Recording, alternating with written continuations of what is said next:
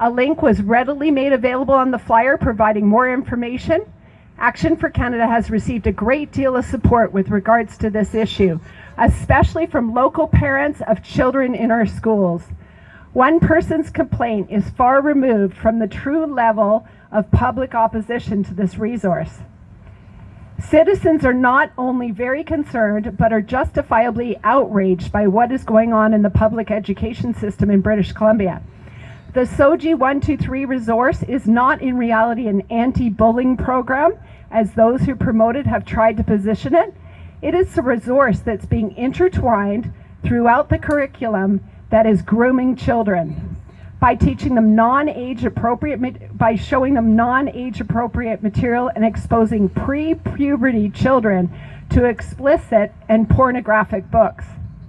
Radical LGBTQ activists, NGOs, are involved in pushing this agenda and also creating clubs at school where children who attend are specifically instructed not to tell their parents.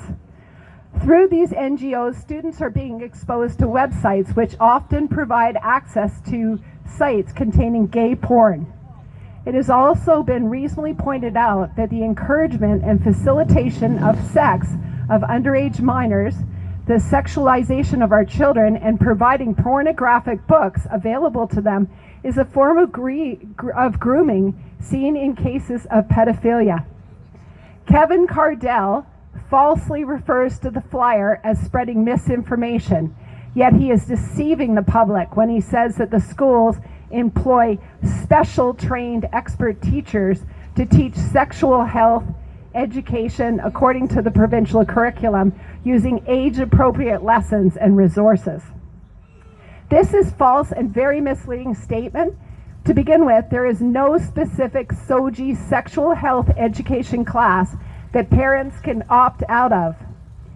So it's purposely been intertwined into every subject and course. Secondly, SOGI leads have been appointed who go to every class to ensure that teachers are complying with the teaching of SOGI 123 to their students.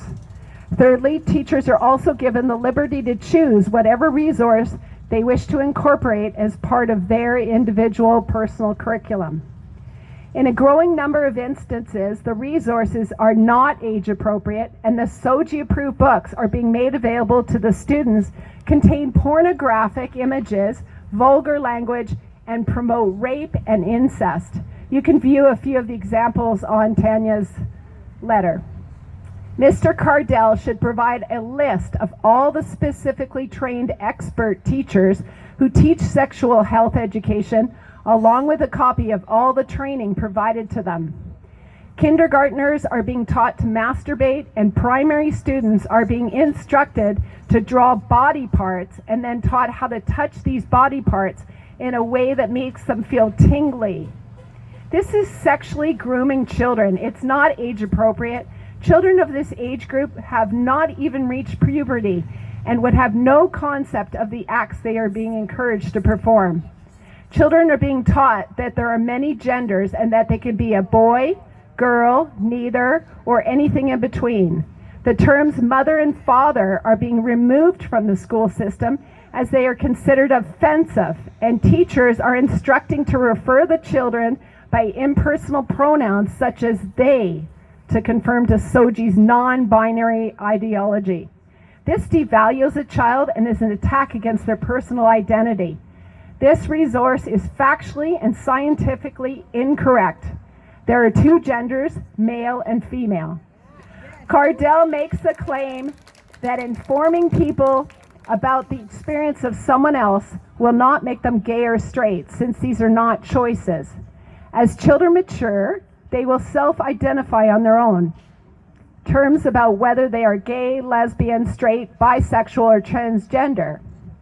Cardell needs to be challenged on this because once his statement is utterly false.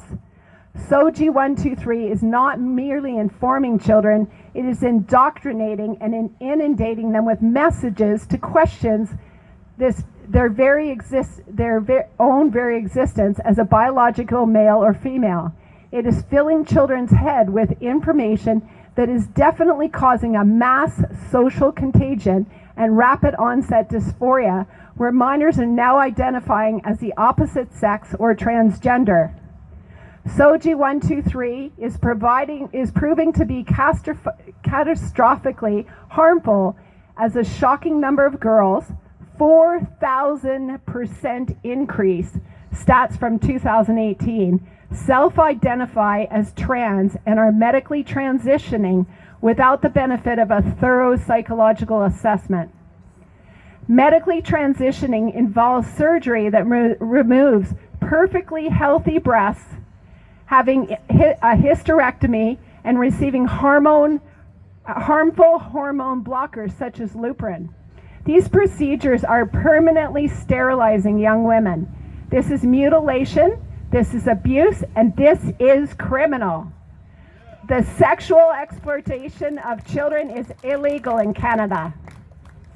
On the basis of the aforementioned, it is the position of Action for Canada that SOGI 123 program in whole or in material parts is a violation of Section 152, 163.1, 1 to 4.3 of the Criminal Code, and is not saved by Section 163.16, as there is no legitimate purposes relating to education, as these are minors who have not even reached puberty of this activity and false gender information. The Canadian Centre of Child Protection also defines encouraging a child to masturbate, exposing a child to individuals engaging in sexually explicit acts, and exposing a child to child sexual abuse material as a non-contact sexual abuse. How can this be ignored by the media and the individuals in our education system in British Columbia who are responsible for ensuring the health and welfare of our children?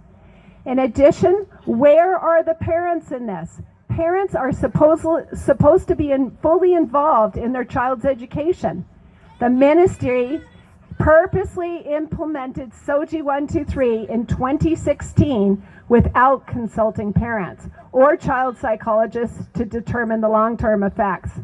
Action for Canada is concerned that many parents cannot voice their opposition because they are unaware of what is being taught to their children, as these little ones are being instructed to not tell them what's going on.